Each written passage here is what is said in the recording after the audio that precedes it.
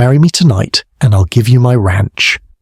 The giant cowboy offered as the widow shivered in the snow. The wind came down from the high ridge like a living thing, stinging the skin and filling the town's one street with a white wall that moved and breathed.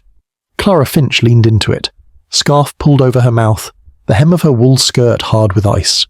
Her gloves had holes she had mended twice already, and the basket on her arm clacked with the sound of jars touching, the last of her winter flour bought on credit she had not wanted to ask for. She told herself she could make it home before dark if she kept to the tracks the freight wagon had left at noon. The storm disagreed. Snow swirled, settled, and filled every sign that someone had passed before her. She kept going anyway. That was what she did, she kept going. Men watched her from the saloon window, faces pale in the yellow lamplight. Quiet the way men go quiet when a woman they have talked about walks by alive and proud. She did not look at them. She kept her eyes on the stable at the end of the street, on the black mouth of the road that led to her small place along the river bend. The snow made a sound like paper tearing. She took another step and met a wall, not of wood but of a man. He stood like a pine set in earth, tall as the church steeple, coat dark with frost, hat brim filled with white. A horse loomed behind him, steam lifting from the animal's nostrils, rope reins slack in the man's large hand. He had a beard that looked cut with a knife in the dark and eyes the colour of iron under river ice. He did not touch her. He did not raise his voice. He only spoke, and the snow seemed to pause to hear him. "Marry me tonight," he said, "and I'll give you my ranch." The words shocked the cold out of her. For a second she forgot the wind. Her breath caught in the wool at her lips. She knew him by sight, Luke Harrow, the giant from the land north of town, a man people measured fences against. He had ridden through the street before with cattle behind him, and never once looked through a window to see who watched. Folks said he was quiet because he had nothing to say. Others said he was quiet because he had seen what words could not fix. She drew herself taller, though she could not come up to his shoulder. "You should go inside and warm your head," she said. Her voice came out steady. She was proud of that. He looked at her the way the land looked at a fence post. "No time," he said. "There's a filing at dawn. My father's deed is clean if I come in married. It's a condition he wrote when his mind started to fail, to keep the ranch from being chopped to pieces." A muscle in his jaw ticked. "I won't let them cut it." "And you think I'm the answer to a paper trick?" she said. "I think you're a woman who needs a roof that holds," he said. He nodded once toward her basket, the empty corners, the way she kept her weight off her right foot because the boot sole had split and she had stuffed it with rag. It made heat rise in her face, not from shame, but from the way a stranger could see what the town saw and not make it ugly. Behind them, chairs scraped inside the saloon. Someone laughed. Luke shifted so the wind hit his back and she fell into the lee of him without asking. His coat smelled like smoke and horse and pine sap, and the sudden break from the wind made her eyes sting. She would not step away first. "I can take care of myself," she said. "I have since the day my husband went into town and did not come back." Folks said all kinds of things about how her husband had died. Cards, whiskey, debt, a wrong look given to the wrong man. The truth was simple. She had buried him in hard ground, and the hole had been square and she had not cried where anyone could see. "I know," he said. He didn't lower his eyes when he spoke of another man. "But you should not have to do it alone." The snow hissed. The town looked away and listened harder. She thought of the cabin by the river, the roof patched with old feed sacks, the stove that burned through wood too fast, the goat that had stopped giving milk when the first freeze hit, the fence post she had hammered with numb hands until it split wrong and leaned like a tired soldier. She thought of waking at night to the silent sound of fear, that feeling that someone stood outside watching her window. "What do you get besides a name written beside yours?" she asked. "If I say yes." He stood so still the horse behind him skittered and came to rest again. "You," he said. The word was rough, but he did not try to smooth it. "And quiet, and a reason to come back every night and keep the roofs mended." He looked past her shoulder toward the church, toward the small square of light where the minister kept his ledger. "I'll sign the ranch to you outright. If you want me gone after the thaw, I'll go. The land will be yours. That's my offer." She almost laughed then, because men in this town offered small things for large prices. A bolt of cloth for a promise, a bottle for a night. This one offered land for a name and a vow he said could be undone by spring. It felt like a trick the weather played, pushing snow into shapes that looked like fences and houses, only to level them at dawn. She had learned to mistrust sudden gifts. A gust shoved them closer, her basket slid on her arm, his hand moved. She flinched before she could stop herself, but he only steadied the wicker with the back of his knuckles and took his hand away like he had touched fire. "Let me get you home," he said. "You can refuse at your door if that's your choice." She looked past him. The road to the river had no marks she could see. The wind had eaten them. If she let pride lead, she could wander blind until night and never find the bend where her path cut off. She hated that he was right, even for a moment. She nodded once. "Fine, to the gate," she said. "No farther." He helped her mount without putting his hands on her waist, just bracing the horse and lacing his fingers for her boot. He walked on foot, taking the wind on his chest, long strides that set a pace she could follow. He did not speak. She watched his back and thought of the way he had said you like it was a thing he had been missing and had found in a snowbank. She told herself not to be moved by it. The land rolled white and empty. Fences showed as ribs in the drift. A hawk cut across the grey sky and vanished into cloud.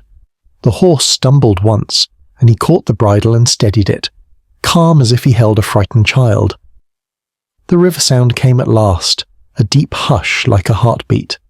She felt the shape of her place before she saw it, the small stand of willow, the stump where she had split wood since October, the little crooked line of smoke from the chimney that meant her morning fire had held on all day. They reached her gate. He stopped. Snow clung to his beard like frost bloom. He lifted a small shape from his coat pocket and set it on the top rail of the fence. It was a wooden horse, rough cut but careful, with a notch where the ear should be, and a mark of a knife along the flank that looked like a lightning strike. "My mother's," he said. "She made them when the nights were long. Luck," she said. He looked at the small horse like it could answer. "Keep it if you want." She stared at it and felt a tug she did not trust. "You plan to scatter charms all over my land until I say yes?" she asked. "No," he said. "I plan to come back at dusk and ask again." He touched the brim of his hat. "Dawn's a hard thing when you face it alone." He turned then, and the storm swallowed him and his horse in 3 strides.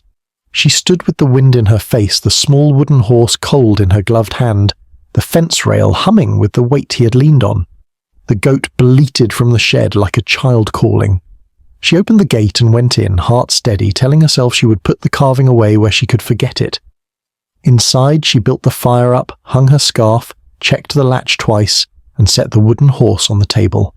The house felt smaller with it there, like it had brought the outside in. When the light faded to iron and the snow hissed against the window, she went to the door to slide the bar into place, but paused. Fresh tracks marked her yard, big as plates, circling the cabin twice before fading into the dark. They were not Luke Harrow's. They were not any horse she knew. She stood listening, the bar cold in her hands, the wind falling still for the space of one long breath, as if something out there held its own breath too. Clara didn't sleep that night, not the way she wanted to. She lay in the narrow bed under 2 quilts, eyes open, counting the creaks in the roof and the way the wind rose and fell. The wooden horse sat on the table in the next room, though she could swear at times she heard it shift, just the smallest scrape of wood on wood, like it was moving against the grain. Foolish, she told herself. It's only the drafts and the old boards. Still her mind kept circling back to those tracks in the snow, big and heavy, too far apart for a normal step. The way they had gone around the cabin twice made her skin prickle. When the thin morning light pushed at the curtains, she was up already, pulling on her boots, feeling the cold bite through the patched leather. She stepped out into air so sharp it made her eyes water. The yard lay quiet under a smooth sheet of snow, all the wind's work erased except for those prints. They hadn't been filled in overnight. That was wrong. Tracks usually softened and vanished under drifting, but these stood crisp, each edge catching the light like they'd been pressed just minutes ago. She squatted to look closer. The shape wasn't right for a man's boot, too long in the toe, with a strange inward curve, almost like a horse's hoof but split down the centre. She'd grown up around livestock. She knew hooves, and this wasn't one. The goat bleated from the shed again, impatient for feed. The sound steadied her some. She straightened, brushing snow off her skirts, and made herself walk the loop of the prints, They led toward the far fence and disappeared in a stretch where the wind had scoured the ground bare. She glanced toward the ridge beyond. A shadow moved there, fast and low, then gone. Back inside, she made a fire hot enough to burn her cheeks. The heat didn't drive away the cold that had settled in her bones. She poured water from the kettle into a tin cup and stood by the table, staring at that wooden horse. Luke Harrow had said it was luck. It didn't feel like luck. It felt like something watching her, like a question she hadn't answered. By mid-morning, the storm had eased. She decided to check the traps she'd set down by the river before the snow. The path there was narrow and hidden under drifts, and more than once she had to use a stick to test where the bank ended and the water began. The river ran dark and fast under its crust of ice. 3 traps were empty. One held a half-frozen rabbit she'd dress later. She worked quickly, eyes flicking to the far shore without meaning to. It was on the walk back that she saw him, Luke, standing by her gate like he'd been there all along. His coat was dusted with snow, hat pulled low, and his horse's breath curled in the air between them. He didn't move until she was almost at the yard, then stepped forward, boots breaking the crust with a soft crunch. "You're early," she said, her voice sharper than she intended. "I said I'd come at dusk," he replied, "but the ridge is busy today." She set down her stick, studying him. "Busy with what?" His gaze drifted past her shoulder to the river and back. "Tracks you don't want on your land," he paused, the way a man pauses when weighing whether to speak. "I saw them last night. They've been near before. You noticed." Clara's grip on the rabbit tightened. "I can take care of myself." "I know." His tone didn't change, Dot. "But you're alone, and what's coming won't care how well you swing an axe." She hated that he made her feel as if the ground under her wasn't solid. "You're talking in circles." "I'm talking plain," he said, eyes steady. "If you marry me, you get the ranch, my word, and someone to stand in the yard when they come back. And if I don't, you'll still have me on the ridge," he said, watching, waiting. "But I can't guard what I don't have the right to." His jaw flexed, just enough to show it cost him something to say that. She looked away first, toward the wooden horse on the table inside. Its shadow was clear on the curtain, the sun catching just enough through the window. "You're not giving me much reason to trust you." "Maybe not," he said, "but I'm giving you the truth, and in this country, that's rarer than a calm winter." The wind picked up again, rattling the loose hinge on her shed. She thought about the prince. She thought about the way her husband's brother had spoken after the funeral, how he'd stared at the cabin like it was a thing already his. Luke shifted, reaching into his coat. For a heartbeat she tensed, but he only pulled out a folded piece of cloth, a scarf, thick and well knit, deep red like blood on fresh snow. "Take it," he said. She shook her head. "I don't need charity." "It's not charity," he said. "It's a piece of my mother's work. She made one for everyone she wanted to see come back through her door. You don't have to wear it, but if you do, I'll know where to find you in a whiteout." She hesitated, then took it, more to end the moment than for the warmth. The yarn was soft, smelling faintly of cedar. "You think a scarf's going to change my mind?" "No," he said simply, "but maybe it'll keep you alive until you do." They stood there in the cold, 2 stubborn shapes in the snow, until his horse stamped and tossed its head. He turned then, swinging into the saddle in one clean motion. "I'll be back," he said, as if the matter were already decided. She watched him ride toward the ridge, the scarf heavy in her hands. Only when he was gone did she see the other thing he'd left behind. Just inside the gate, pressed deep into the snow, was a single track. Not his boot, not his horse. The same long, curved shape from the night before, and this time there was more than one. The 3rd day after the storm broke with a brittle kind of sunlight, the kind that made every ice crystal shine but gave no real warmth. Clara stood in her doorway, scarf wound tight around her neck now despite herself, scanning the white stretch between her cabin and the ridge. Luke wasn't there. The strange tracks weren't fresh either, but the old ones still marked the snow, frozen into it like writing carved into glass. She decided to work, if only to keep her mind steady. The woodpile had thinned more than she liked, and the riverbank still had downed branches buried under snow. She hitched the goat shed door open to let in air, fed the animal, and headed toward the stand of willows with her axe. The air was so still she could hear the ice groaning on the river. Every few steps, the scarf Luke had given her brushed her chin, a reminder she didn't want but couldn't quite discard. Halfway to the trees, a sound cut across the quiet. A horse's whinny, sharp and high, not from her land. She froze, axe in hand, and turned toward the far fence. A rider sat there on a tall bay horse, leaning on the saddle horn like he had all the time in the world. She didn't recognize him. His coat was dark, his hat pulled low, and a smile played at his mouth in a way that made her think of a wolf more than a man. "You're a ways from town," he called. "I live here," she said, forcing her voice to carry. He tipped his head. "I know. Widow Finch. Folks talk." She tightened her grip on the axe handle. "You have business here?" "Maybe," he said. "Depends who owns that land by spring. Word is Harrow's making changes, and Harrow's not a man who makes changes without a reason." Her heart thudded, but she kept her face still. "That's none of yours." "Everything's mine if I decide to take it," he said, so mild it made the words worse. Then he wheeled the horse and trotted toward the ridge without another word, leaving only a set of hoofprints cutting across the snow, and one more set of those strange, long, curved impressions trailing beside them. Clara stood until the wind picked up, biting at her cheeks. She dragged the axe back to the cabin and barred the door, chest tight. Luke's words from yesterday returned to her. "Tracks you don't want on your land." She'd thought he meant wild animals. She wasn't so sure now. By noon, the quiet had her on edge. She made bread, more for the sound of her hands working the dough than for the food, and kept glancing out the window. Shadows lengthened across the snow, the light turning sharp and blue.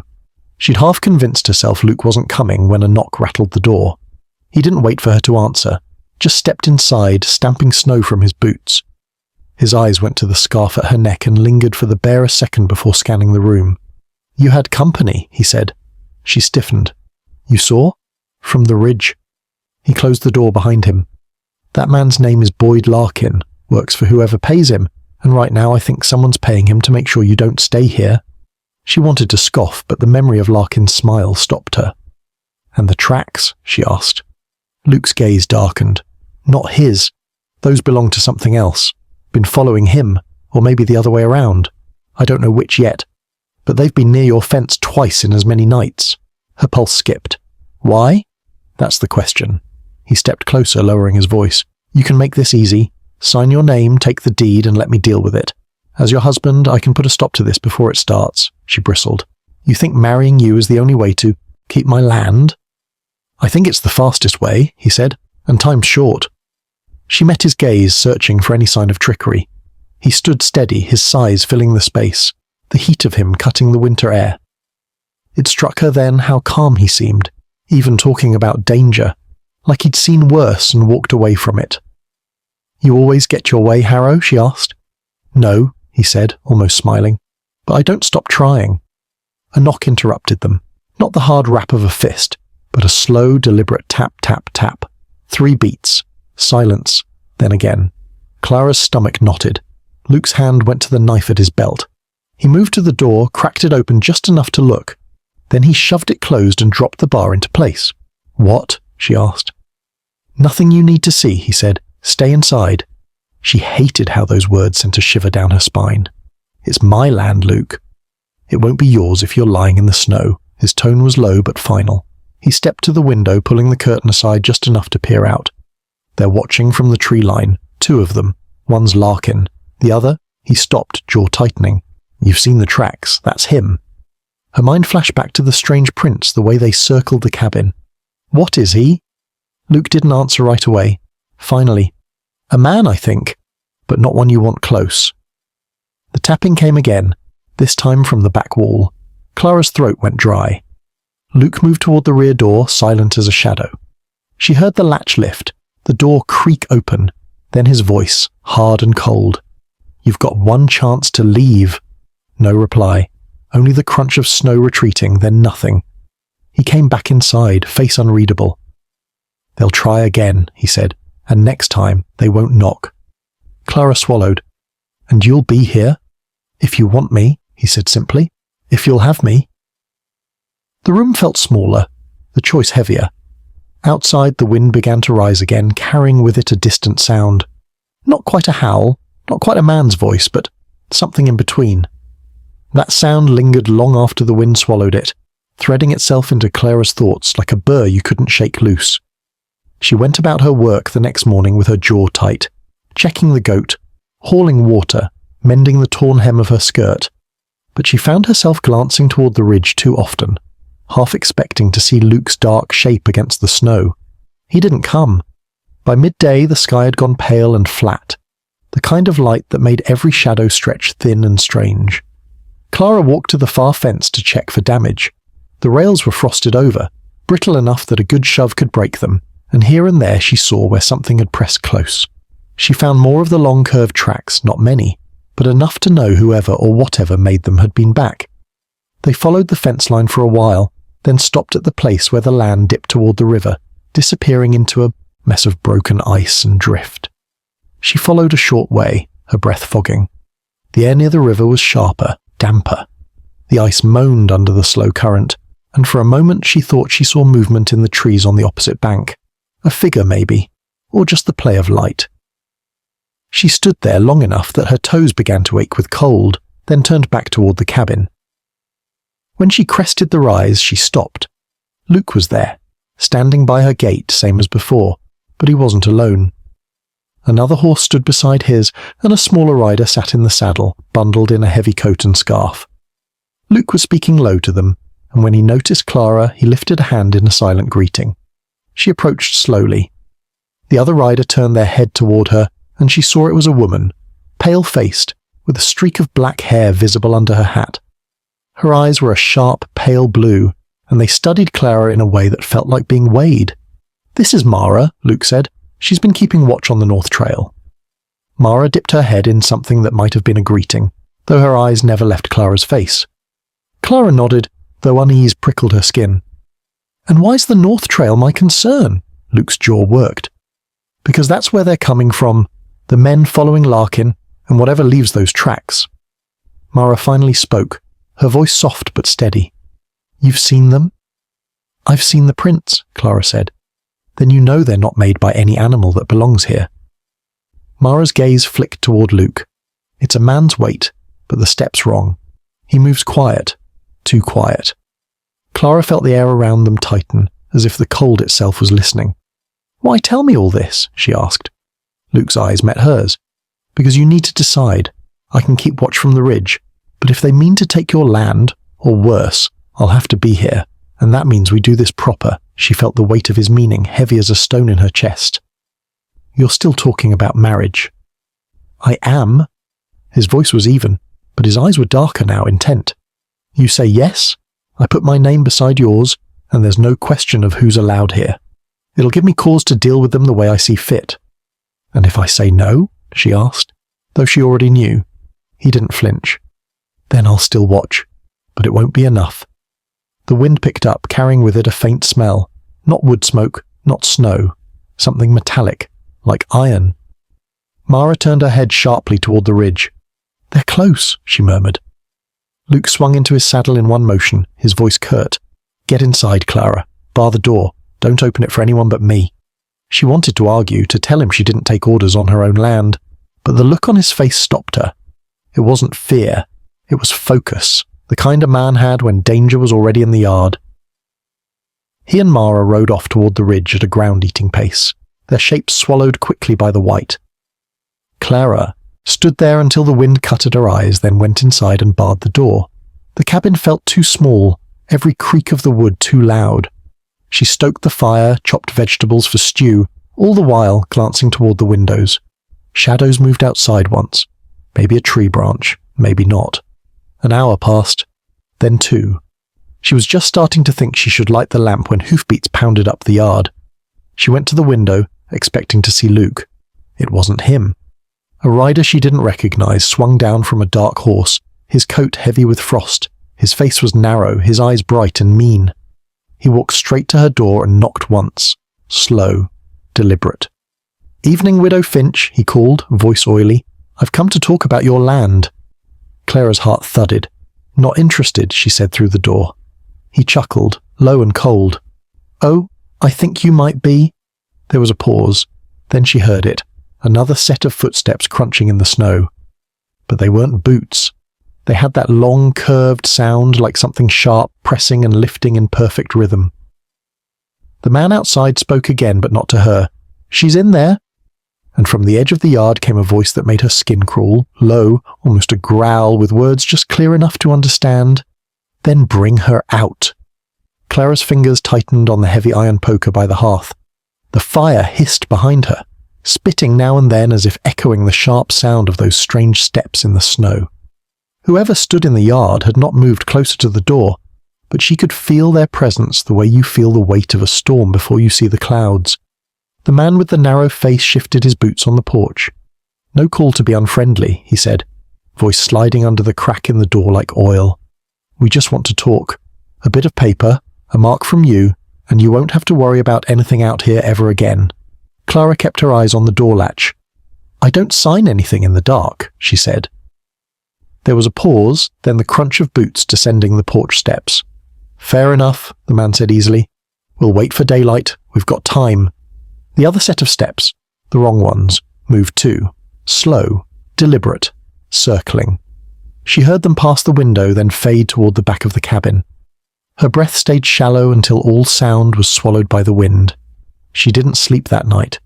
Every so often she thought she caught a shadow moving across the snow outside, but when she looked again, the yard lay still. The scarf Luke had given her sat on the table, its deep red catching the lamplight, and beside it, the small wooden horse. The two things together felt like a message she couldn't yet read.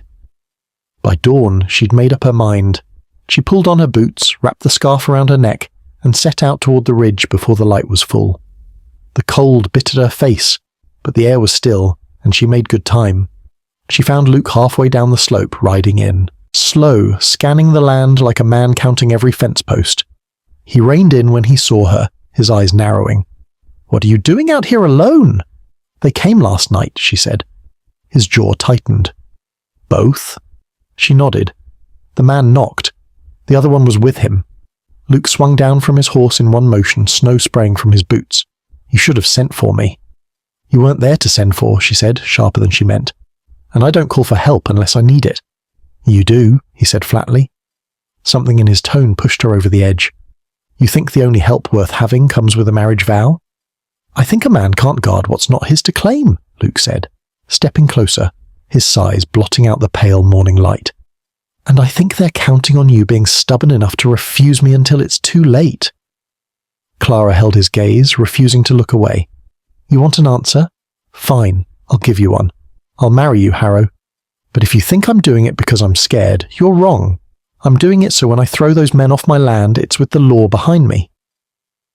For a moment he only studied her, his breath fogging in the air between them. Then the corner of his mouth lifted. Not a smile exactly, but something close. "That's enough for me," he said. They rode to town together, her on his spare horse, the snow muffling the sound of hooves. The main street was busy despite the cold, smoke curling from the saloon chimney, the church bell tolling once for the hour.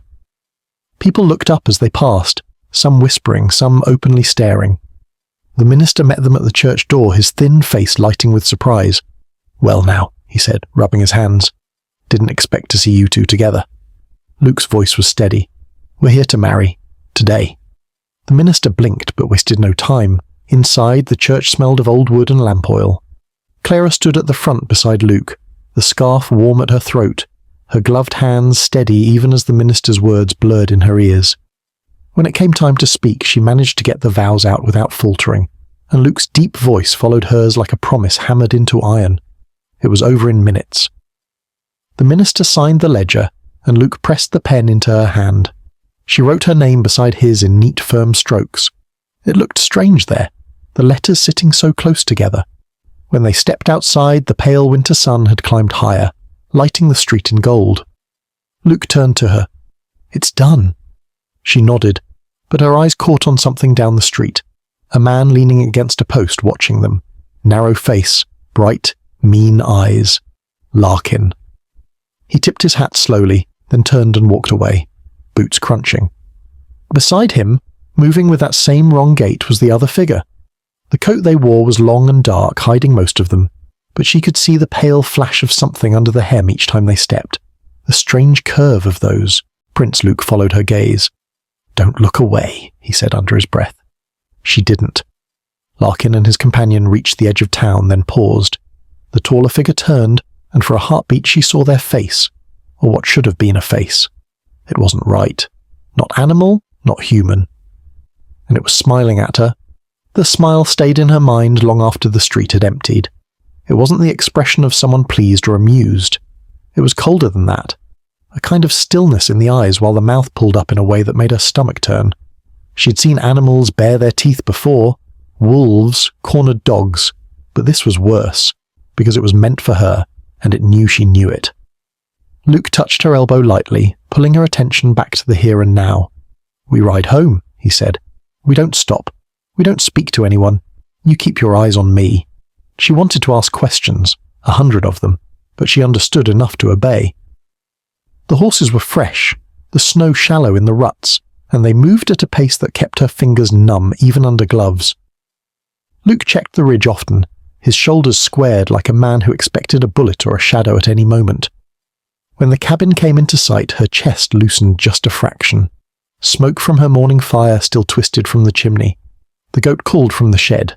Everything looked the same, but the tracks, those same curved prints, cut across the yard in a deep loop, starting at the north fence and ending near her back wall. Luke saw them too. He dismounted before they reached the gate, crouching to study the impressions. "Fresh," he said. "Too fresh." He ran his fingers along one of the deeper marks. It's like he presses down harder when he wants to be noticed. Clara swung down from her horse, her boots crunching on the frozen ground. Then why show himself in town? Why follow us here? Luke straightened, his gaze sweeping the tree line. "Because he wants you to know you're being hunted. That kind of pressure makes people desperate, makes them sell or run." "I'm not running," she said, the words hard and fast. His eyes flicked to hers, measuring. "Good. Then we prepare." They got the horses into the lean-to, shut the gate, and set to work without speaking much. Luke had brought supplies from town, a coil of rope, 2 new lanterns, a small sack of nails, and they used them to shore up the door, fix the weak spots in the shutters, and rig a simple noise trap along the fence using tin cups and wire. Clara had never worked beside a man who didn't try to take the heavier load from her hands or tell her she was doing it wrong. Luke just passed her tools and matched her pace. When the light began to fade, they came inside. Luke set one of the new lanterns on the table and lit it, its glow softening the lines in his face. He took the wooden horse from where she had left it on the shelf and set it in the centre of the table. "You keep this here," he said, "where you can see it from the door." "Why?" He hesitated. "Because it's the last thing my mother carved before she passed. She said it was for the one who stays." Clara brushed her fingers over the rough flank of the carving. "And you think that's me?" "I think you're still here," he said simply. They ate in silence for a while, stew thick and hot from the pot. Outside, the wind shifted, moaning low along the eaves. Luke glanced toward the back door more than once, his hand always close to the rifle propped beside him. When the knock came, it was so soft Clara thought she imagined it. But Luke heard it too. He was already on his feet, moving toward the door. This time there was no voice, no demand. Just a folded piece of paper pushed under the threshold. Luke picked it up and read it without bringing it to the table. His jaw tightened, and he crumpled it in one large hand. "What does it say?" she asked. "Nothing you need to see." Her temper flared. "That's my door they're leaving notes at. My name's on the deed now, same as yours. Show me." For a moment she thought he'd refuse. Then he handed it over. The paper was rough, the ink thin in places. 5 words, written in a hand that pressed too hard. "The Thor will take you." Her fingers tightened on the page. What does that mean? Could mean they plan to wait until the river breaks and the road's mud. Could mean something else, Luke said. Either way, we're not letting it happen. She folded the paper, slid it into her pocket. Then we don't wait either. He studied her for a long moment, then gave a short nod. All right, we watch tonight. Together. They banked the fire low, set both lanterns where they'd throw light toward the windows, and took seats by the table, rifles within reach. The hours stretched, the silence between them filled only by the tick of cooling metal and the occasional groan of the cabin's old frame. Clara found her mind drifting to the heat of the scarf around her neck, the weight of the wooden horse on the table, the steady presence of Luke across from her. It was well past midnight when the first sound came, the faintest scrape like cloth brushing wood. Luke's head came up, eyes meeting hers. He rose without a word, rifle in hand, and moved to the window. Clara followed, staying low. Outside, in the thin wash of lantern light, a shape moved along the fence, tall, wrong in its posture. It stopped, head turning toward the cabin as if it could see straight through the walls to where they stood. Then it smiled, and began to walk toward the door. The smile was worse up close. Even through the glass, Clara could see how it stretched too far, the skin pulling in ways a human face shouldn't. She felt Luke's hand press briefly against her shoulder, steady, grounding, before he shifted to the door. "Stay behind me," he said, low and final. The thing kept coming, its steps deliberate. The snow didn't crunch the way it should under its weight. Instead, each stride landed with that same dull, curved imprint she'd seen circling her cabin.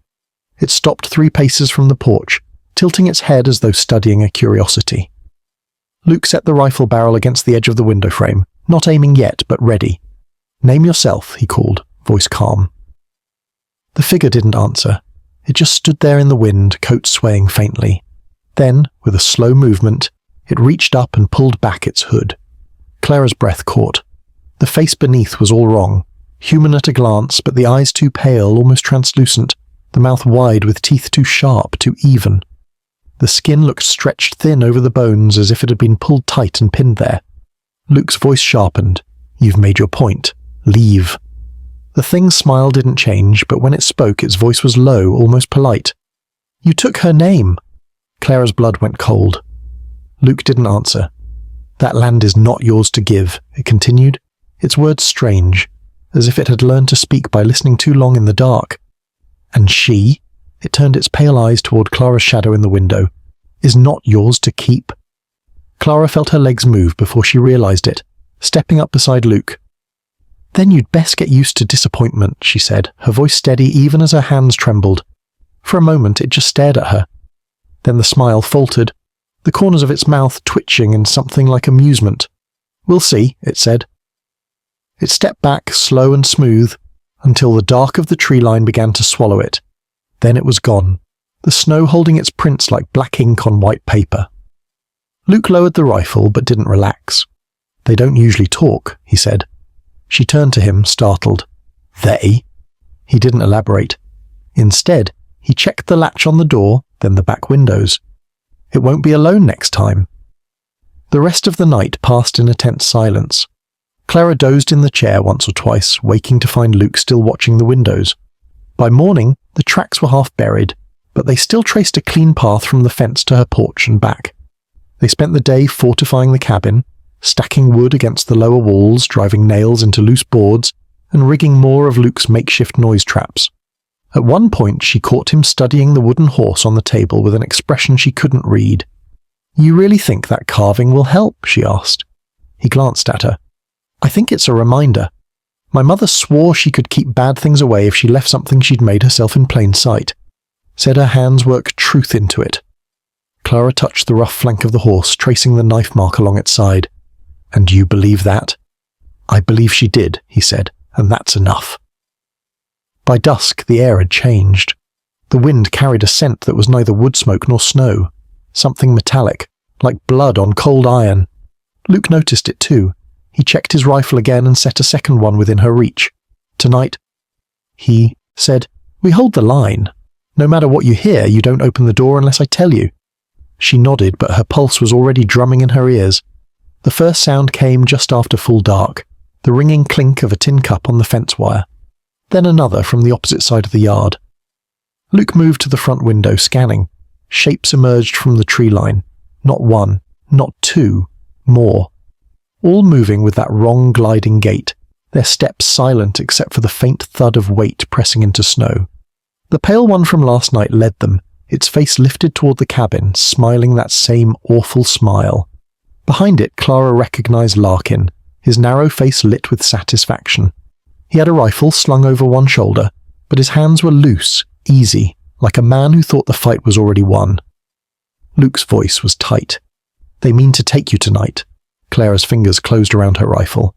"Then they'd better be ready to pay for it." The first one reached the fence. The tin cup rattled once, sharp in the stillness, and the pale figure stopped. Slowly it reached out and unhooked the wire, dropping the trap to the snow without a sound. Luke raised his rifle. "Once they're inside the yard, there's no going back," he said.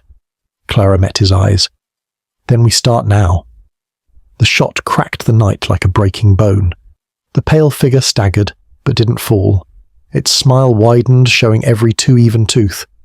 And then, from somewhere beyond the fence came an answering sound. Not a gunshot, not an animal's call. It was a voice, and it spoke her name. Clara? It was her name, drawn out in a voice she almost recognized. Almost, but not enough to feel safe. It was wrong in the same way the pale figure's smile was wrong. Each syllable slid over her skin like a cold hand. Luke swore under his breath, his stance tightening as he scanned the dark beyond the fence. "Don't answer," he said. "Don't speak to it." But the voice came again, closer now, threaded through with something that felt like memory. "Clara, it's been too long." Her throat went dry. For the briefest second, the sound called up her late husband's face, the crooked smile he'd worn before riding into town that last day. But her husband was dead. She'd put him in the ground with her own hands. Whoever, whatever, was out there was using his voice like a tool. The pale figure stepped aside, and another shape emerged from the tree line. Taller, broader, wearing a coat she'd mended years ago for a man who never came home. In the lamplight spilling from the cabin, she saw his features. Too perfect, too exact, and knew they weren't his.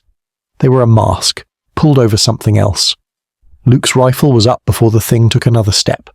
"You take one more pace toward her," he called, "and you'll regret it." The thing laughed. It was a hollow sound, stripped of all warmth. "You can't keep her forever, Harrow. The thaw comes, and she comes with us." "I'd see the river take me first," Luke said. His tone was flat, but his presence in the doorway was a wall, unmovable.